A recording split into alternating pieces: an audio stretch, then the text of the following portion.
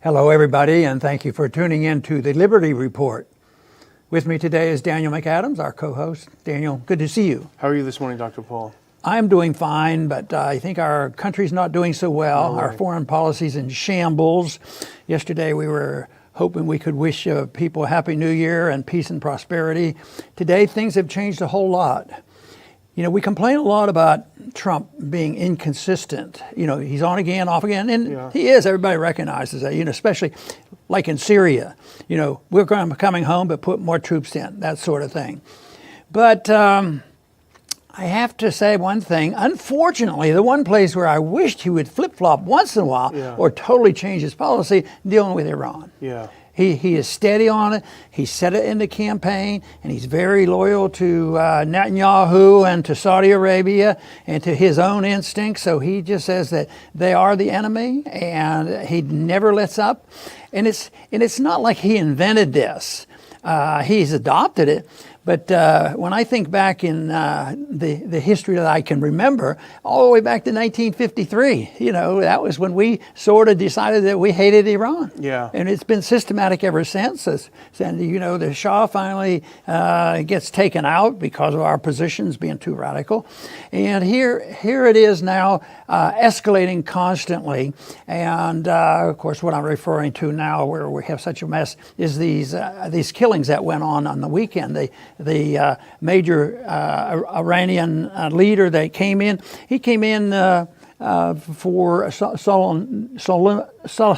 SOLEIMANI. Yeah. He came in on a regular plane, and he came to a funeral because a bunch of people were killed. Last week, you know, there was a killing. One of our contractors got killed. There was all the Iranians. They never proved a thing. Yeah. So he came in for a funeral for the people that were killed because of our foreign policy there. And he walks in, of course, gets blown up and with an Iraq leader and an Iran leader. Yeah. So I think that this chaos has been tremendously increased, and it's hard to figure out how they can work their way out. But it's a hole that's been dug for a long time. But I think the hole by Trump has gotten much deeper and much faster, and there's no easy way out. But it's overall, it represents the stupidity of the interventionist foreign policy, but also specifically how the Republicans and the Democrats for 30 years longer, you know, it's just been going on forever.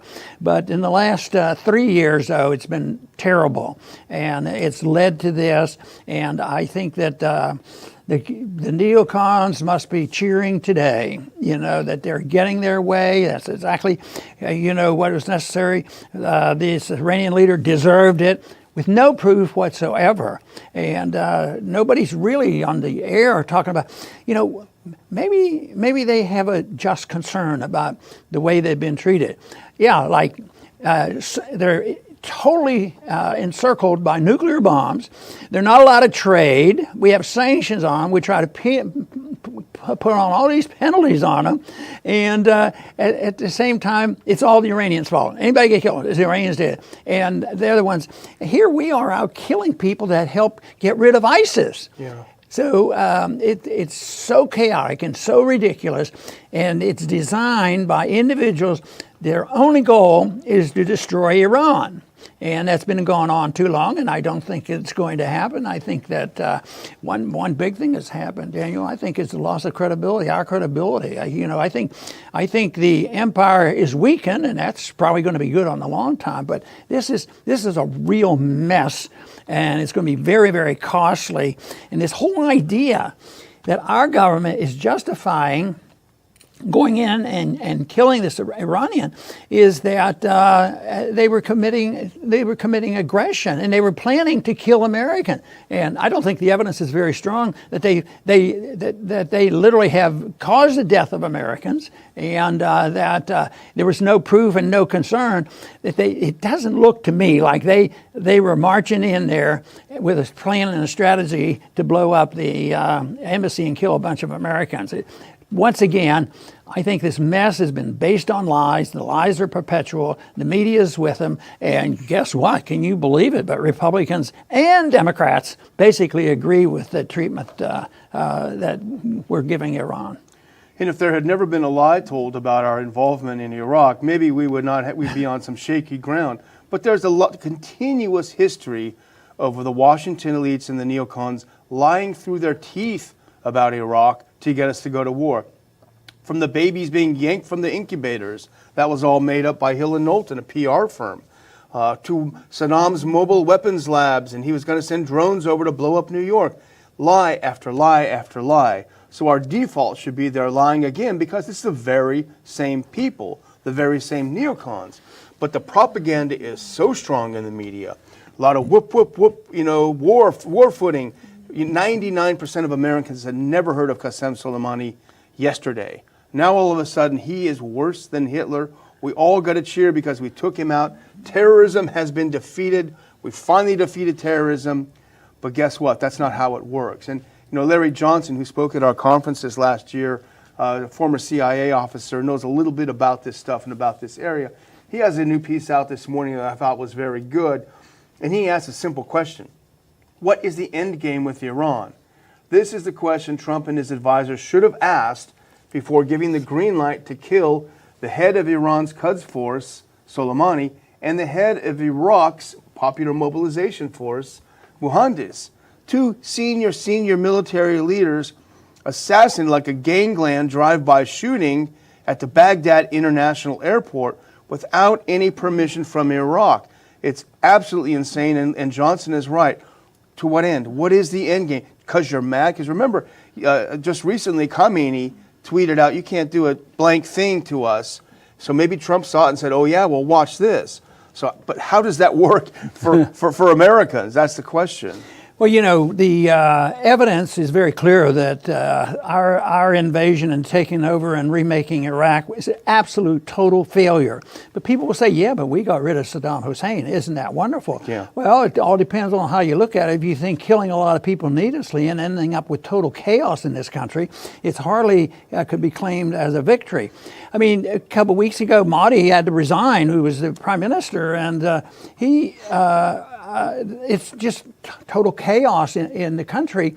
And what they have done, there were factions, and one of the factions that helped get rid of, the jihadists and ISIS, we're out shooting at them. We've unified all the factions in Iraq. Maybe all this effort that we were going to introduce democracy and unify them and make them a great free country, actually, it's what we're doing now is unifying everybody, Sunnis and Shia and independents and everybody. And it's a combination, too, with the identification of Shia in Iran and Shia in Iraq. And it's all the unintended consequences and foolishness of our foreign policy, but not much talk on the television about anybody talking strategically about, well, why does this happen? Could it be a reflection of a foreign policy that is doomed to fail and do exactly opposite of what they tell us they're going to do? And you brought it up, and this is in our title. If anything, we have united Iraq, which has been very divided. The Speaker of the Iraqi Parliament, he's the top elected Sunni in the country. He's furious too. It's not just the Shia. He said yesterday's targeting of a military commander in Iraq's armed forces near Baghdad International Airport is a flagrant breach of sovereignty and a violation of international agreements. So they're furious. The Sunnis are furious. The Shia are furious. And meanwhile, you have someone like Soleimani. And here's what the media propaganda is saying over and over again. But he's killed hundreds of Americans who were there in the early 2000s after the invasion. And Larry Johnson, who knows a thing or two about this, with a career in the CIA, he had an interesting point. He said there has never been a bit of evidence presented that Soleimani ordered the Iraqi militias to kill Americans. It's just accepted, but it's something that's never, ever been proven. Interestingly enough, the Shia attacks on troops in early Iran were pulled back because they didn't actually attack the U.S. at first because they realized that their policy goals, the Shia, were being served by our policy in Iraq anyway. The Iran was being served, so they didn't even need to attack us at first. The lies. How about the lie in Syria that Assad gassed his own people? Yeah. Then we find out that the fix was in when the UN at U.S. Insistence go and they investigate it, and actually we find out the truth. But who hears about that? Who hears about the fact that Assad did not gas his own people and was all staged and all just an excuse? So this is the reason why this idea that they said they know, like this last week when there was a bombing and some people were killed. Oh, all of a sudden they said the Iranians did it. But there were reasons for 2 or 3 other groups that might have done it too. You know, the independent and the militia people could have done this, but no, just go ahead. But fighting the machine, the propaganda machine, is really a tough business. It's tough. But of course, it really tends to want to shake my faith that truth does win out in the end, because truth is slow coming too often. And you know, like a lot of the people that we end up killing, Soleimani's Quds forces were actually allied with the U.S. early on. They were with us overthrowing the Taliban, and they were very enthusiastic about overthrowing Saddam Hussein. So they were our allies at first, and then of course they become enemies. But not everyone is upset. Certainly, John Bolton is celebrating right now. Here's what he tweeted out: "Congratulations to all those involved in eliminating Qasem Soleimani. Long in the making, this was a decisive blow against Iran's malign Quds Force activities. Hope this is the first step to regime change in Iran." You know, here you have this idea that if you take out one guy, Iran is going to say, "Oh, you got us. That's it." You know, going to roll over, and it's just not the case. How would we? I mean, this is the equivalent of Iran assassinating Mike Pence, and that's how high Soleimani ranks in Iran. Highest-ranking military. A huge political force, very charismatic. How would we feel if they did it to someone like Pence? Would we roll over and say, "Oh gosh, you got us, wow, we better step back"? Or would we do something, come back with even more force? But of course, I don't think the Iranians are going to attack the U.S. head on, because that would be foolish. I think they realize that they have a lot of strength in asymmetric warfare. One of them might be just sitting back and watch, because the Iraqis want us out. If they force us out, we're going to be out of Syria too, because of the supply lines. Well, I think that's a very important issue, and that is a couple weeks ago, at least, it came to a head, and there's going to be a vote, and there's a strong move, even before this last horrible week of a lot of killing and bombing and all, and they're getting ready to vote on expelling the United States, which I thought, fine and dandy, that's a good way to do it. We didn't leave on our own, but we don't need to be there. We didn't have any justification, and we need to leave, and it'd be good if they would expel us. And of course, the neocons would go out of their mind. But they didn't pass that yet, but that's still up for grabs. Now, with the unification of everybody over there, that might be the main thing that the Iranians can achieve, and say, look, we can't take on the world, and we're surrounded by nukes and all this, so we can't really protect ourselves in that sense. But if they work the best they can to get the truth out, but at the same sense get the unification of everybody in Iraq and say, we've had enough of your salvation for us. Yeah. We don't need any more Western salvation. So we want you out of here. We're voting. It would be great if they could get a unanimous vote. It's time for you guys to leave. And somebody will say, yeah, but what are we going to do with our billion-dollar embassy? Who's going to be there to take care of it? Well, I'll tell you what, that would be a delight. We need that embassy like we need a hole in our head, and it looks like we're going to get a hole in our head if we're going to try to keep the embassy going. I mean, it's just such a symbol of the arrogance of our government to march in there, and we're going to help people for their own good, and that's why we're there, and we're going to teach them about democracy. And if you don't obey, this is what we do. Pompeo, I think you probably saw this. Pompeo, goes out and he complains, and we do this. He said, yes, deserves this. We have to do this and this. But we want peace with Iran. We do not want a war with Iran. And I always figure he doesn't say the last part of the sentence. We don't want a war with Iran as long as they do exactly as we tell them to do. And it's always this, do what we say and then we'll have peace. And but his credibility isn't deserving of very much.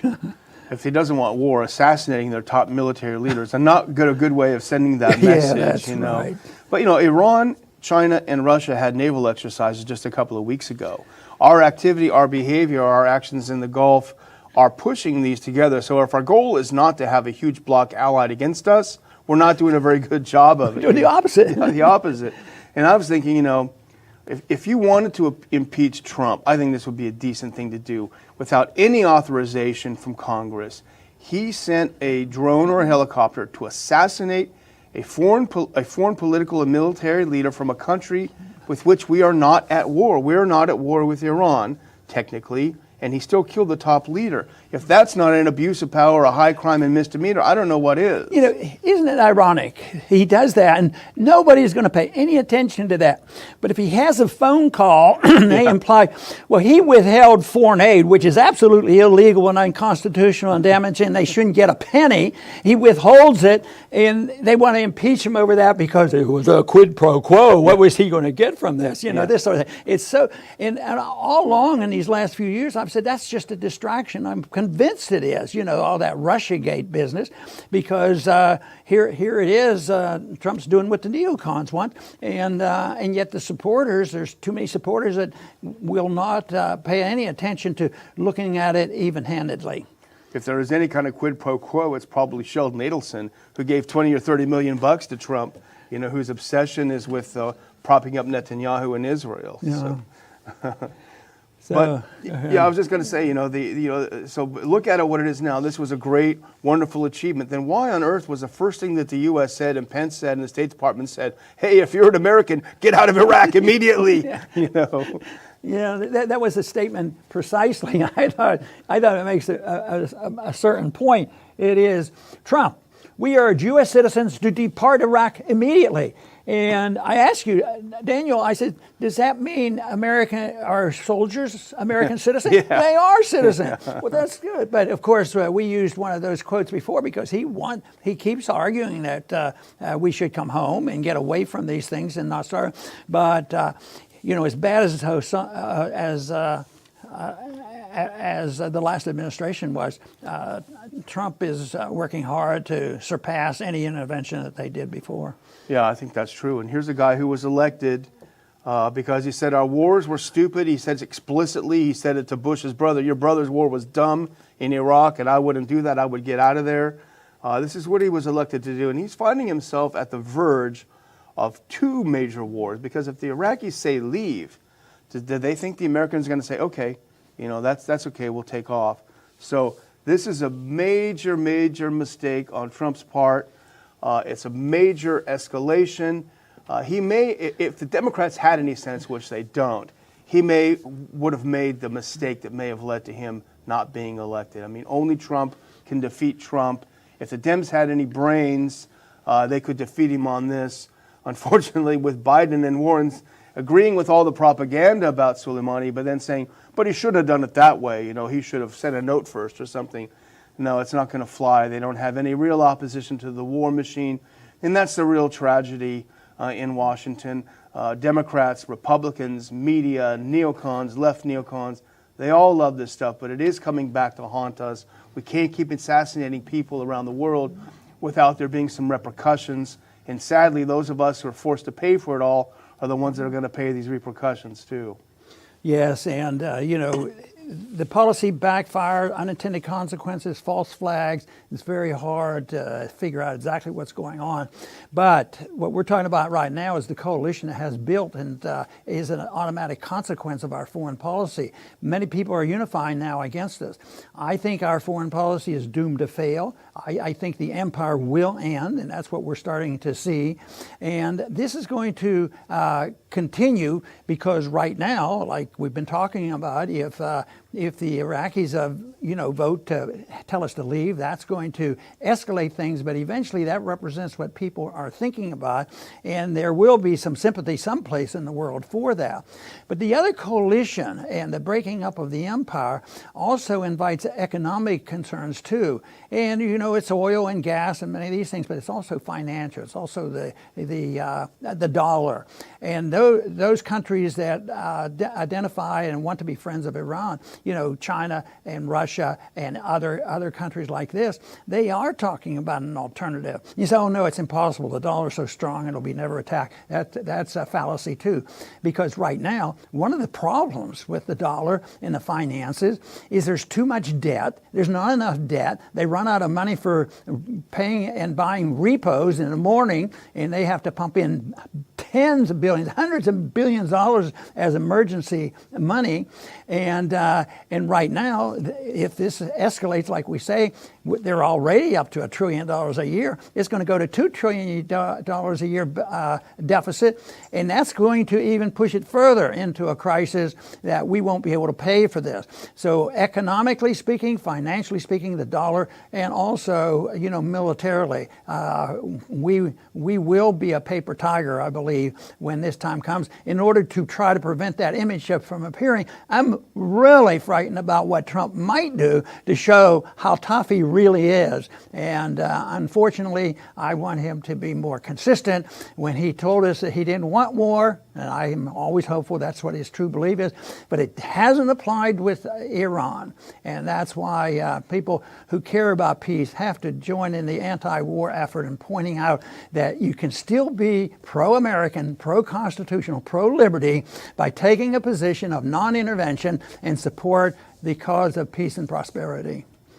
I want to thank everybody for tuning in today to the Liberty Report. Please come back soon.